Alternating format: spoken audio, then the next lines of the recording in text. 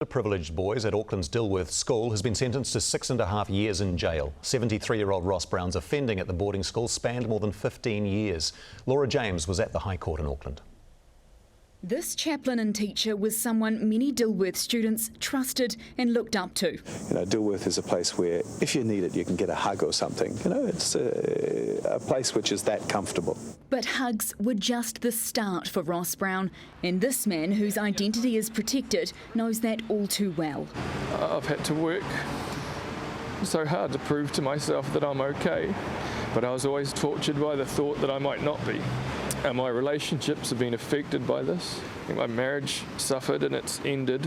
Another survivor saying the abuse caused his life to spiral out of control. Ultimately it led me to a lot of drugs, gangs, all this sort of stuff. And for the last 20 odd years, my life's just been real crap. The court heard statements from 14 victims Browne sexually abused dating back to 1987. You were the literal and figurative father to hundreds of boys. The person who was supposed to guide us, to teach us the difference between right and wrong from that sacred place, the pulpit, was clearly dangerously in the wrong. People have taken their own lives. There are a lot more people who have suffered at his hands than the 14 people who laid charges.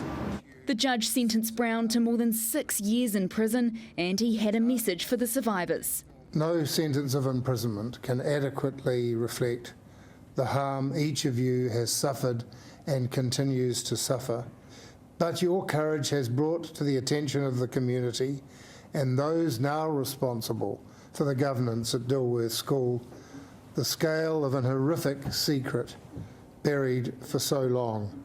Over 100 survivors of sexual abuse are now in a class action against Dilworth, claiming it covered up the abuse. The school today admitted when concerns were first raised about Browne, their response was inadequate and they did not listen in the way they would today. It says a redress program will launch next year, and it's also commissioning an independent inquiry. A school should make you a better person from when you came in to when you leave, and that didn't happen.